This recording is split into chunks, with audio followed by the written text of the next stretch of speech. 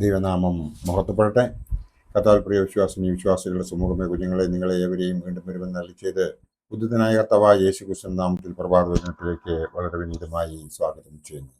ഇന്ന് ധ്യാന വിഷയമായി കൊണ്ടുവന്നിരിക്കുന്നത് വിശ്വാസി എല്ലാവരോടും എങ്ങനെ ആയിരിക്കണം. വിശ്വാസി എല്ലാവരോടും എങ്ങനെ ആയിരിക്കണം. വിശ്വാസികളായ നമ്മൾ ഓരോരുത്തരും എങ്ങനെ ആയിരിക്കണം എന്ന് നമ്മുടെ പിതാക്കന്മാർ നമ്മെ ഉദ്ബോധിപ്പിച്ചിട്ടുണ്ട്. നാം അതിൻ പ്രകാരം നടക്കാതിരിക്കുന്നതിൻ്റെ പ്രത്യാഘാതങ്ങളാണ് നാം ഓരോരുത്തരും ഇന്ന് അനുഭവിച്ചു കൊണ്ടിരിക്കുന്നത്. നാം നമ്മെ തന്നെ തിരിച്ചറിഞ്ഞ് തിരുത്തുവാനുള്ള സമയം എന്നെ അതിക്രമിച്ചു കഴിഞ്ഞു. നാം നമ്മെ തന്നെ തിരുത്തുന്നതിന് ആയാൽ ഈ ലോകത്തിൽ ബാക്കിയുള്ള ജീവിതം സന്തോഷമായി ആത്മീയമായി ജീവിക്കുവാൻ നമുക്ക് സാധിക്കും. തിരുവചനം എന്താണ് അതിനായി നമ്മെ ഫലമേൽപ്പിക്കുന്നത് എന്ന് നമുക്ക് ഒന്ന് നോക്കാം. പരിശുദ്ധനായ പൗലോസ് ശ്ലീഹ പറയുന്നത് എല്ലാ മനുഷ്യരുടെയും മുമ്പിൽ യോഗ്യമായത് മുൻകരുതുക എന്നാണ്. റോമർക്ക് എഴുതിയ ലേഖനം 12-ാം അധ്യായം 17-18 വാക്യത്തിൽ പ്രകാരം പറയുന്നു, ആർക്കും തിന്മയ്ക്ക് പകരം തിന്മ ചെയ്യരുത്, സകല മനുഷ്യരുടെയും മുമ്പിൽ യോഗ്യമായത് മുൻകരുതി കഴിയുമെങ്കിൽ നിങ്ങളാൽ ആവോളം സകല മനുഷ്യരോടും സമാധാനമായിരിപ്പീൻ എന്നാണ് ഈ വേദഭാഗം നമ്മെ ഉദ്ബോധിപ്പിക്കുന്നത്. ആകുമെങ്കിൽ സകലരുടെയും മുമ്പിൽ ലളിതമായ ജീവിതം ജീവിച്ച് ആവോളം സകല മനുഷ്യരോടും സമാധാനമായിരിപ്പീൻ. ആർക്കും തിന്മയ്ക്ക് പകരം തിന്മ ചെയ്യാതെ നോക്കുവീൻ. ക്ഷമിക്കുവാൻ കൃപ നൽകുന്ന ദൈവത്തോട് നമുക്ക് പ്രാർത്ഥിക്കാം എന്നാണ് ഇതിൽ നിന്നും നാം ഓരോരുത്തരും മനസ്സിലാക്കേണ്ടത്. രണ്ടാമത്തെ കാര്യം എന്ന് പറയുന്നത് എല്ലാവരോടും സമാധാനമായിരിപ്പീൻ എന്നാണ് എബ്രായർക്ക് എഴുതിയ ലേഖകൻ പറയുന്നത്. അതായത് ശുദ്ധീകരണം കൂടാതെ ആരും കർത്താവിനെ കാണുകയില്ല. ആയതിനാൽ എല്ലാവരോടും സമാധാനം ആചരിപ്പീൻ. നമ്മുടെ ശുദ്ധീകരണത്തിന് അത് കാരണമാകും.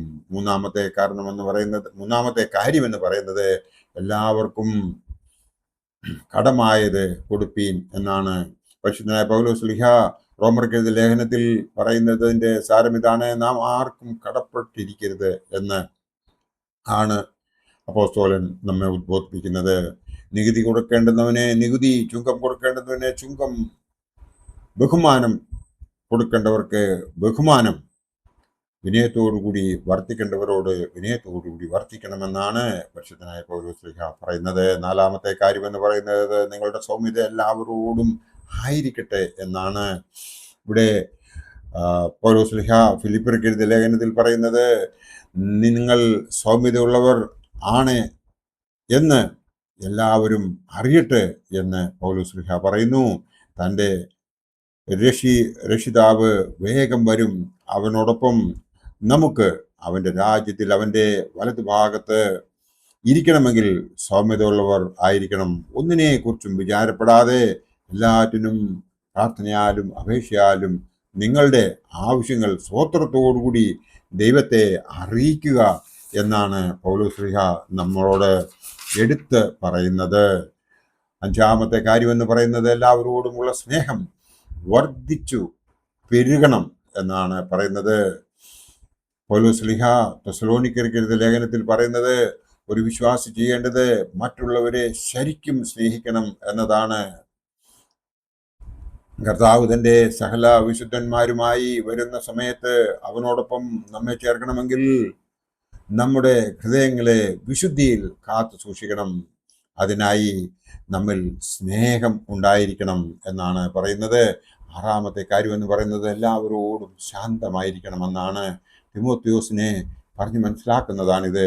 ഒരു വിശ്വാസിയാണ് എങ്കിൽ അവൻ കർത്താവിൻ്റെ ദാസൻ ആണ് എങ്കിൽ ആരോടും ശണ്ട ഇടരുത് എന്നാണ് തിമോത്തിയോസിനോട് പറയുന്നത്.